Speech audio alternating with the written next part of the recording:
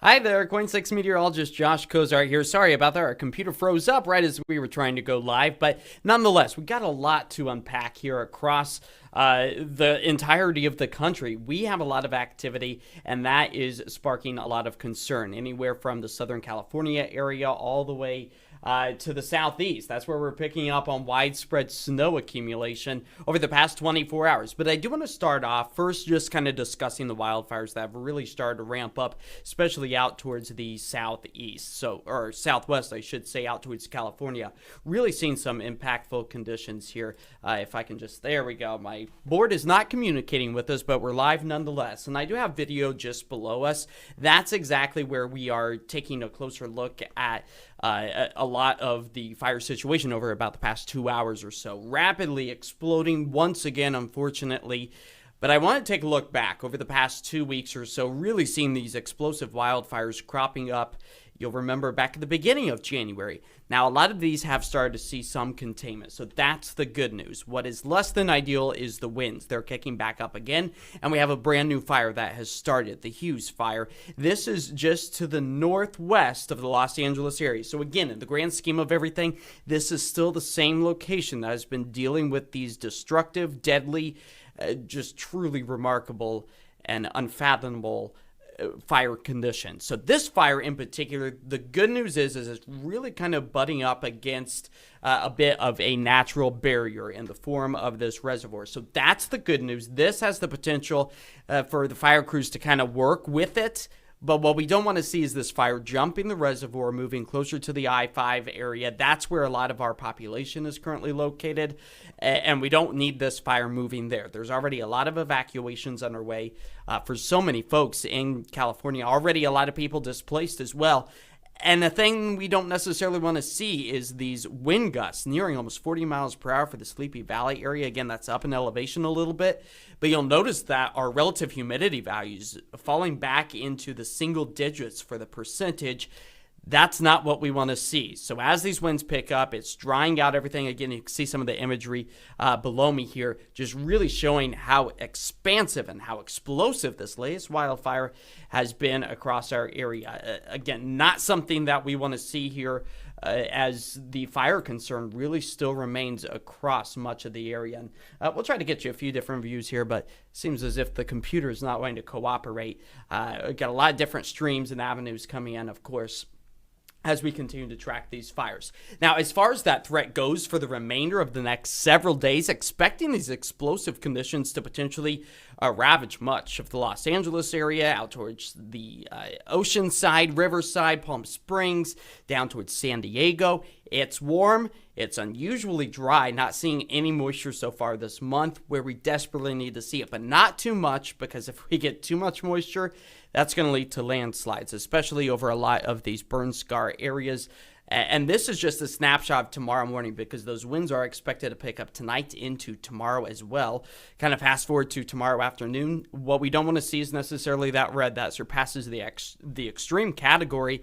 And that's going to take us into Thursday evening as well, where we slowly start to see some improvements. But a red flag warning in effect right now all the way through 10 a.m. on Friday. So this is just the beginning of, unfortunately, what will likely be a long haul for us here across the southern flanks of the state of California. So relative humidity values, that's how much moisture is actually suspended in the air, down to about 2% to 10% in relation to the temperature. Temperatures are in the mid 60s to low 60s, so that's not a lot of moisture. It makes it even less humid, as opposed to if it was 100 degrees and you had 10% humidity. You would overall have a little bit greater humidity. That's when we break down the dew points. So regardless, it's just dry out there, low dew points, low relative humidity values, perfect for extreme fire behavior, unfortunately, not only for the next 24 hours, but moving all the way into Friday morning as well. That on top of the gusty winds. We're seeing the high wind warnings at about 75 to 85 miles per hour.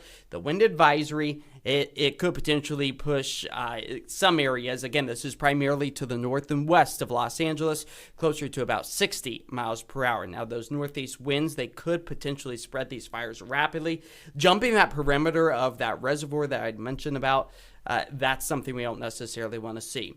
On the total opposite side of the country, the southeast, Picking up on the cumulative snow over the past 24 hours, stretching all the way from Houston into the Sunshine State of Florida, Louisiana, New Orleans, picking up over 8 inches of snow.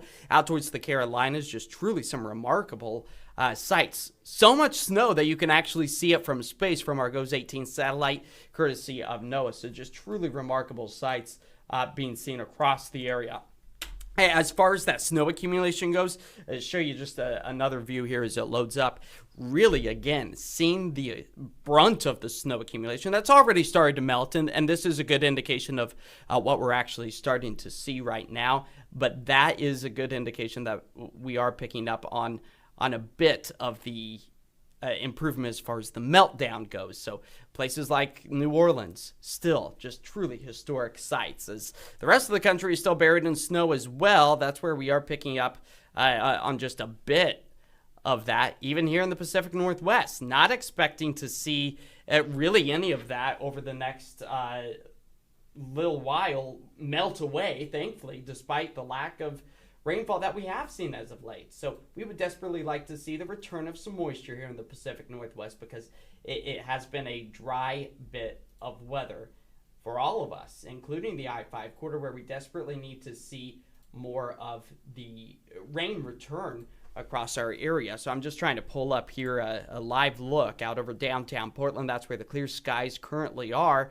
And that's something that's going to be very similar to what we are dealing with even down towards the southeast right now. That snow, it definitely packed a bit of a punch, but thankfully it's on the move now. Expecting to really start to see those improvements as we move our way really towards the end of the week as well. So improvements, they are here.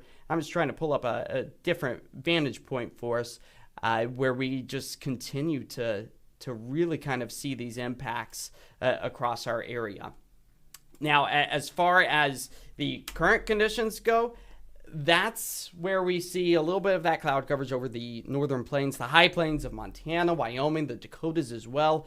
So seeing those improvements nonetheless. But as far as the southeast goes, clearing way of the snowfall, you can still see some of the lingering cloud coverage, a bit of that lingering rain. Very cold rain for Miami as well. As we take a live look right now, again, out over the downtown Portland area. Clear skies, hey, they still remain, but that means it's going to be a cool patch of weather that's working its way back into the Pacific Northwest. 39 degrees, that's where we are currently sitting, expected to fall back into the mid-30s as we approach the midnight hour. But a far different picture right now compared to where we started the day off. At sunrise, falling back to 21 degrees for Vancouver. Portland falling back to 25 degrees, just the same for Tillamook and Salem. Eugene down to 23. Florence 36. So seeing below freezing temperatures even along the coastline, in addition to the I-5 corridor over the Cascades. We were talking about the teens. Now, all of this cold air is really good news for kind of stabilizing our snowpack. I had mentioned we are lackluster in the rain and the snow department. That's where our base layer really didn't do any movement today. So that's the good news. But the 24-hour snow accumulation has been stuck at zero for quite some time, and we would like to see that change. Now, today's sunshine, that brought us those mid-50s, upper 40s for the Portland area. Nonetheless, slightly above the average of 48 degrees for this time of year. So again, a welcome sight. There's a few high thin cirrus clouds are marching their way on shore. Low impact for us. But what might be a little bit more impactful is a cold weather advisory. We got temperatures falling tonight, potentially anywhere from 20 to 25 degrees. The National Weather Service did exclude Portland and Vancouver out of this yesterday into this morning. But now kind of re-evaluating everything and kind of how it all panned out, that we, even here in the city, fell back into the 20s, expected to see that potential and that change in the forecast maneuver ever so slightly. So dress warm if you do have to be out tonight, and make sure that you are limiting your exposure. But you might be saying, hey, Josh, what is this cold weather advisory? I've never heard of it. Well, you wouldn't be the first person to say that, because it's a brand new term. The National Weather Service back on October 1st of 2024 kind of revamped and re-outlined the criteria, the terminology for cold weather, because there was just so much going on.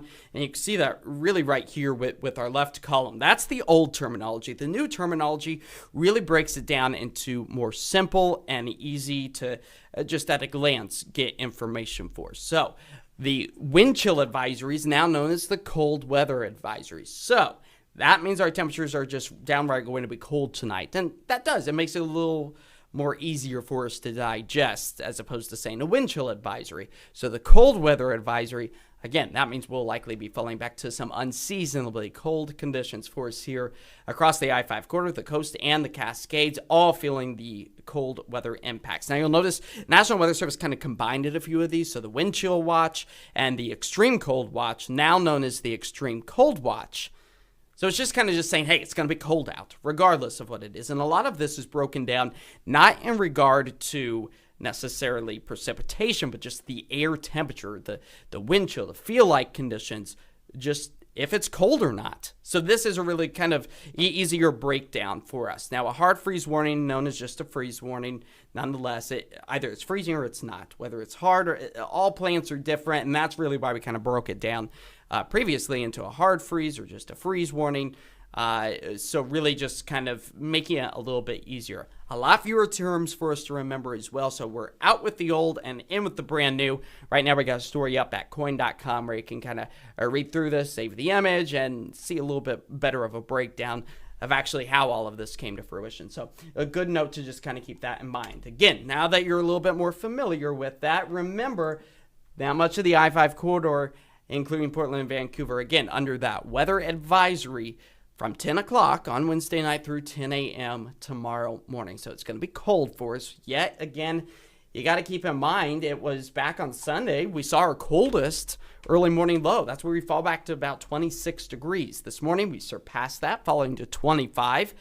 So it's just been cold over the past several mornings and not likely to shake that anytime soon, with the exception of increased cloud coverage that we see tomorrow. That's going to help to gradually warm things up for Thursday night. Into Friday morning, we approach our average of about 36 degrees for this time of year. So that will be a nice change of pace for us as then we cool things back down again because we just won't have that cloud coverage to stick around with us. That's also known as radiative cooling. So the cloud coverage acts like a blanket for us. We don't have that tonight. So all of the heat that we built up during the day today to push us into the upper 40s, the low 50s, able to just evaporate almost, the same type of mechanism, or just lift out into outer space and cool us rapidly. So that's why we have been seeing those bone-chilling temperatures, but some comfortable afternoons. Ridge of high pressure, that's also driving the drier, cooler, and also those clear skies. It all kind of plays into itself, and we are expecting to see this very weak front slide its way into the Pacific Northwest. This is tomorrow morning into the afternoon hours, so we'll likely wake up with some sunshine, maybe another great sunrise in the works for us here across the Portland-Vancouver area, and then we start to see those clouds increase. Maybe a light drizzle for the coast, maybe a raindrop or two for the I-5 corridor, but for the most part, we stay dry as high pressure kind of blocks any new weather systems from pushing their way in from the Pacific Ocean as the chill kind of backtracks back into the Pacific Northwest. So here it is all timed out with the futurecast. There's those increasing clouds by about 7 o'clock or so. It will be widespread. It will be cloudy, maybe a light drizzle here and there. A little nice change of pace for us as we keep mostly dry. Into Friday morning, waking up with temperatures again in the mid-30s, closer to that average. We keep the dry, sunny skies, and that will take us into the weekend for relatively nice, quiet, calm conditions for us here across the Pacific Northwest. Now, I think that these rain accumulation totals are a little on the aggressive side. Yeah, at 1/100th of an inch, slightly aggressive. I think we will just pick up on a raindrop or two. Tonight, we fall back to about 30 degrees as we keep those clear skies. Tomorrow, along the coast, upper 40s, low 50s, increasing that cloud coverage earlier in the day. The I-5 corridor only getting back into the mid-40s. That cloud coverage going to do a bit of a number on those temperatures as the clouds also increase out towards the east into the upper 30s, low 40s, and the high terrain also picking up on those 40s. So really nice to just kind of see these mild conditions stick with us here across the Pacific Northwest along with the sunshine, although we desperately need to see rainfall because we are now in the 9th position for the driest January on record. We would like to kind of wash that record away as we potentially round out the month of January on a dry note. Thanks so much for joining us on this KOIN Now special edition of the chaos here across the country in the form of wildfires in California, snowfall down towards the southeast, and unusually sunny and dry conditions right here at home in the Pacific Northwest.